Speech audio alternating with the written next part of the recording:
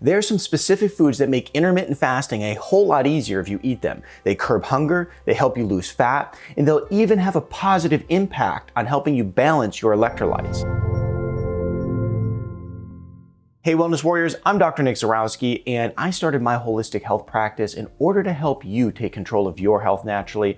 And this is because true health only comes naturally. So be sure to subscribe to the channel, hit the notification bell, and give this video a thumbs up, and share with me your thoughts in the comments below. And also, as a quick reminder, we are coming to the end of the open enrollment period for my one-on-one health consulting program. This is where you can get a health screening by a natural doctor and fix your health concerns once and for all. To learn more about this, click on the link in the description below. When you break down why people struggle to maintain intermittent fasting as a long-term sustainable lifestyle strategy, it really all comes down to what you eat, because what you eat has an impact on whether or not you'll have nutritional deficiencies, you'll have blood sugar instability, you'll be hungry all the time, you'll have electrolyte imbalances, and even walk around grumpy because you're hangry. I tell people all the time, if you're not willing to eat healthy, then don't even bother intermittent fasting, because intermittent fasting should never be a crutch for your poor eating habits. Now, before I mention the foods that you should eat, you're gonna have to promise me you'll be on your best behavior and avoid these particular foods that will kill your fast. These are gonna be processed foods. So if you go to the grocery store and you look at the nutrition facts on a particular label and there's 300 ingredients, that is a processed food. High sugar foods and beverages, and also low quality carbohydrates. We're thinking the white breads and the pastas, that kind of thing. These foods are going to ruin your results, but also weaken your mentality over time and not allow you to be focused on getting a good quality fast. What will happen is it's going to actually delay how quickly you'll get into a fasted state, because you'll have a high amount of stored sugar in the body. You'll have highs and lows in your blood sugar that'll cause a lot of symptoms you don't want to deal with. It'll just wreck your results overall, so it's just not worth it. Now, this first group of foods that we need to focus on will drastically improve your ability to fast. If you eat these, you're going to be like a fasting superhero. Now, this group of foods is going to be healthy fats. The healthy fats are important because they have a very low impact on raising insulin in the body. And if we have insulin spikes where we're in our eating window, essentially what will happen is it will increase cravings while we're trying to fast. It will also create a lot of metabolic instability. And you have to remember too, that insulin is a fat storing hormone. So if you eat a whole bunch of insulin spiking foods while intermittent fasting, it's like going to the gym and working out really hard and then grabbing a McDonald's and a Coke on the way home. It pretty much negates all your hard work. Fats are research proven to increase satiety and also boost metabolic activity. So if we eat more fat, we'll burn more fat. And most of us are intermittent fasting for fat loss, so this is a benefit we can all appreciate. Some of the fats that we can look to are going to be things like avocado oil, olive oil, coconut oil. We can also eat avocados themselves, macadamia nuts, grass-fed beef, eggs, MCT oils. These are all great fats that'll benefit your intermittent fasting schedule. This next food group is an absolute must, and it's the one that people ignore the most.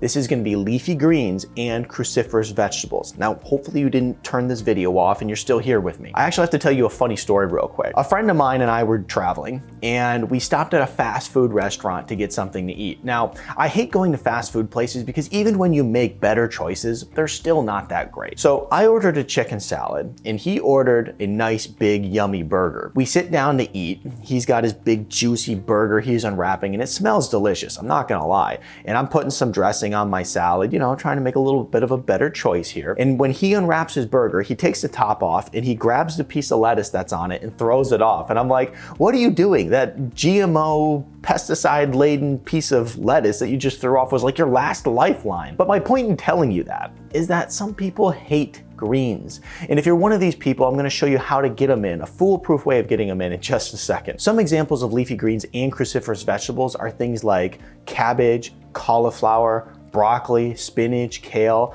I mean, these are really nutrient dense foods. And for those people who constantly ignore eating them, they will develop nutritional deficiencies at some point, because these particular foods are loaded with vitamins and minerals and should not be forgotten about. Now, there's a lot of ways to get leafy greens in. And even if you're somebody who isn't a huge fan, I'll show you a foolproof way to make it happen. So one of the first ways that I do it is I get a nice big chicken salad, and that's how I break my fast. I like to have just a nice array of different different leafy greens in it. Talking spinach, kale, also some romaine lettuce. Then we put chicken on there, you get your protein in, and then some healthy fats through a dressing, maybe an Italian dressing, maybe olive oil and vinegar. And this is really good because as we come off our fast, we want to have a nice, big, nutrient-dense meal. And quite frankly, when you're fasting, your electrolytes are dipping low. And one of the best ways to get those electrolytes back up is through eating a bunch of leafy greens. So it's a great way to break your fast. At dinner time, I'll typically do some sort of side vegetable. Maybe it's like a roasted broccoli, maybe it's cauliflower fried rice. I mean, there's just so many different things that you can do and really enjoy. Now, from there, let's say that you're that person who just doesn't like eating leafy greens. You're my friend who had to pull that little sprig of lettuce off his burger because he just thought it was gonna kill him. Then a great way to get them in is through smoothies. I've been like on a big smoothie kick as of lately, and I really enjoy it. For me, it's almost like a challenge. Like, how many healthy things can I get in this smoothie and still have it taste good? You know, I'm putting cinnamon, all these different herbs and spices in. I'm putting these healthy fats in, MCTs, a little bit of olive oil, just trying to get as much in there as I can and make that as nutrient dense as possible. And I really enjoy the process of it. And so you can do this all with a smoothie. Get lots of leafy greens in, put in some mixed berries, which are going to be very micronutrient dense and really healthy for you. A lot of antioxidants in there, lots of vitamins and nutrients. And so try that. If you're not a salad person, if you're not a side vegetable person, don't ignore the fact that you are not getting enough leafy greens in.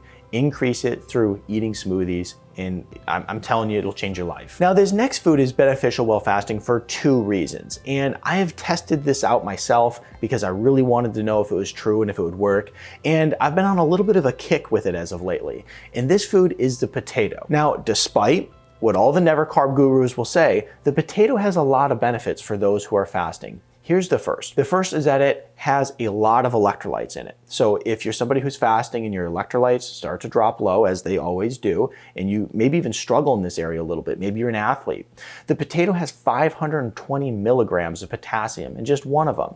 It also has 50 milligrams of magnesium. It has iron, copper, manganese. It also has vitamin B and vitamin C. It can be a great complement to a fasting regimen for those people who aren't type 2 diabetics and don't have insulin resistance or some other major health concern. The second benefit that potatoes have to offer is that they score the absolute highest on the satiety index. We know that fats are pretty high up there, but potatoes are even higher. And when you're intermittent fasting, we know that that's one of the things that people struggle with: cravings, hunger.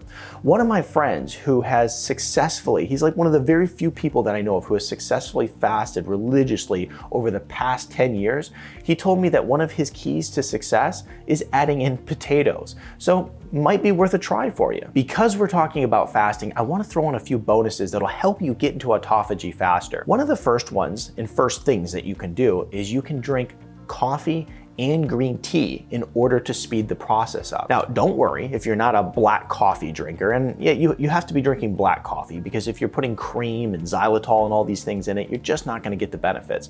But if you're not a black coffee drinker, one of the things you can do is just sip green tea and you can still get that same benefit. Looking to foods, there's a few foods that you can eat during your eating window that can support you getting into autophagy faster as well when you're fasted. That's gonna be things like red onions, red raspberries, and also grapes. And they're able to help you with this because they have a plant compound in them called quercetin that supports this process. Another plant compound that you can look to that helps you get into autophagy faster is going to be carcinic acid. You can find this in herbs like rosemary, oregano, or sage. What you can do, and I know people who do this, I don't personally, but I know people who do this, is you can actually grind some of these herbs up, put them in water, mix them up, and drink them while in a fasted state, and it promotes autophagy. Now, the next two nutrients that are incredibly powerful, not only for supporting autophagy, but also for anti-aging and longevity, is going to be curcumin and resveratrol. You can get curcumin by using the spice turmeric. So if you want to spice up your food, if you're making maybe some Indian cuisine, it's a great spice for that. Or maybe even putting a little bit in your smoothie. And you can get resveratrol from grapes,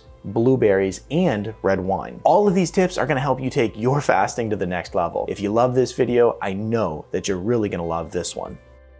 With a low carb diet or a ketogenic diet and exercise, you can already have a problem with potassium as it is. So if you throw in apple cider vinegar, it might actually cause a few more problems for you.